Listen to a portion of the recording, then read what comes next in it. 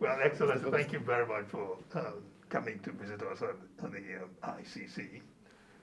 This is your building in more ways than one, and we've already met for private discussions, but this is a special occasion as well, the occasion of the presentation of the artwork to the ICC. If you can tell us a bit about it, and then we'll see. Thank you. Well, Mr. President, thank you so much for this opportunity, and it is for me a great honor to be here as Foreign Minister of Romania. It is the first visit of Foreign Minister of Romania to the headquarters of the International Criminal Court, and it is an honor for me to acknowledge the continuous efforts of the court to meet its mandate, even during these very difficult times. Romania is a supporter of the rules-based international order and of international law, and is committed to the unique role the International Criminal Court has in preventing and sanctioning the most serious crimes of concern for the international community. The International Criminal Court is the response of the international community to history, especially if it comes to the lessons learned after the past world wars and the other conflicts that followed. And after more than 20 years since the adoption of the Rome Statute, its founding document, the court has established itself as an indispensable piece of the international criminal justice system. So on the margins of this visit, it is an honor for me to present to you this donation from the Romanian government. This painting depicting Vespasian Pela, who was born in 1897 and who passed away in 1952, an illustrious Romanian diplomat and lawyer, founding father of the ICC concept and of the international criminal law. I would like to briefly evoke some moments of his activity, of Pela's activity in support of the International Criminal Court concept. In 1928, the International Association of Penal Law adopted, on the basis of a draft prepared by Vespasian Pela, founding member and later president of the association, a statute of an international criminal court. A similar document having been adopted already in 1926 by the Interparliamentary Union, where Pela was an active member. In May 1935, based again on a draft prepared by Pela, the text of a general convention for the setting up of an international criminal court was submitted to the first session of the Committee for the International Repression of Terrorism of the League of Nations. This document was signed in 1937 by 13 states, but never came into force because of the events leading up to the outbreak of the World War II. Pela was also the promoter of the banning of the war of aggression, and his work on the subject of the crime of aggression as a crime against peace could be considered as having been successfully concluded in 2010 at the review conference in Kampala, when the definition of the crime of aggression was adopted by consensus. Actually, his work on this matter brought him the nomination for the Nobel Peace Prize. And I had the honor to lead the Romanian delegation to the Kampala conference. We cannot overlook his merits in advocating the principle nulla pena sine lege as the basis of the international repression of crimes, to be found later on in the Universal Declaration of Human Rights.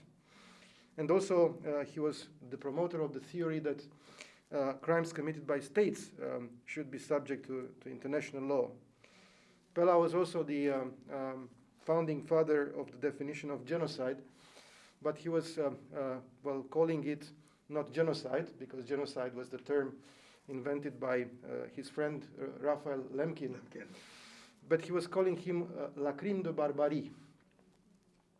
Actually, he was the main drafter of the UN Genocide Convention, and one of the first drafts prepared by him of this convention included the proposal to establish either an international criminal court with permanent character or an ad hoc international criminal court to judge and punish the crime of genocide. I have mentioned in our discussion his very important article, Towards an International Criminal Court, published in 1950, 2 years before his passing away, in the American Journal of International Law. And I think this is a living proof of his dedication and also an impressive work which, compared to what the current ICC is now doing, it is striking how the structure, the functioning, and the mandate of the current court follows many of his thoughts in that visionary piece of work. So, in order to pay respect to Vespasian Pela, we are donating as a government this painting, a painting which was created by an American artist of Dutch origin, Dirk van Drist, after World War II, and depicts a middle-aged Vespasian Pela wearing the interwar Romanian diplomatic uniform of heads of diplomatic missions in en grande tenue. And actually, Pela was ambassador of Romania to The Hague and to Bern, so probably you could have seen him in the interwar period at important ceremonies wearing this uniform. In 1999, the portrait was donated by a friend of his family to the Romanian Ministry of Foreign Affairs, to the Romanian Permanent Mission in New York.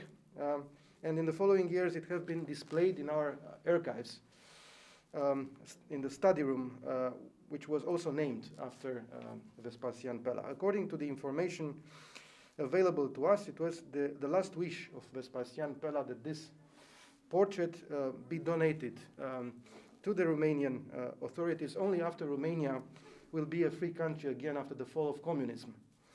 And now it is the wish of the Romanian state to pay homage to a man of great value by giving this artwork to the very institution he had imagined and designed, but not lived to see it up and working. And I hope that soon his name will be given to one of the halls or rooms of this ICC headquarters in his honor. To conclude, Romania will continue to defend strongly the principles and values which are enshrined in the Rome Statute and work to ensure that the court's independence and efficiency are protected.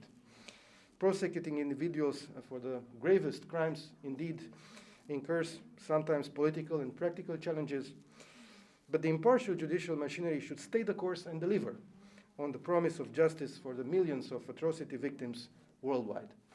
Thank you once again, Mr. President, for this great opportunity, and I wish the court long life. Thank you very much, Excellency. Again, it's with great honor and pleasure that we accept the gift. As you can already see, it's already up here. It will stay here. It is the right place for Professor Pela's portrait to hang. I happen to know a bit about his work before you gave this gift. I was one of the appeals judges in the case, one of the famous cases or better known judgments of the Appeals Chamber of International Criminal Court, the case concerning the immunity of heads of state, the case situation in Darfur, the case of al-Bashir, where as part of a lengthy analysis of the appeals chamber judges in saying that there is no immunity for heads of state in international law, heads of state or senior government officials who commit the crimes under the Rome Statute. In the research analysis, we did specifically mention the work of Professor Feve Pela in the circumstances that you've described, both in his work in the International Penal Association and the International Parliamentary Union. Indeed, the case, we specifically mentioned him. So he lives not only in this room, but also in the jurisprudence of the International Criminal Court. And I also happen to have also some other associations with some of his early work. You mentioned the work he did in the early visions of the crime of aggression. I happen to have served in the Nigerian delegation on the definition of the crime of aggression under the Rome Statute. And also you talked about genocide. I also happen to have worked as a prosecutor in the International Criminal Tribunal for Rwanda that dealt with the genocide that was committed in Rwanda in 1994. So indeed, that is to say, besides the institutional affinity we have for Professor Pella, I also happen to have a deep appreciation personally of the work he did. So I thank you very much on behalf of the court for this gift. Thank you. Thank you so much. You're welcome.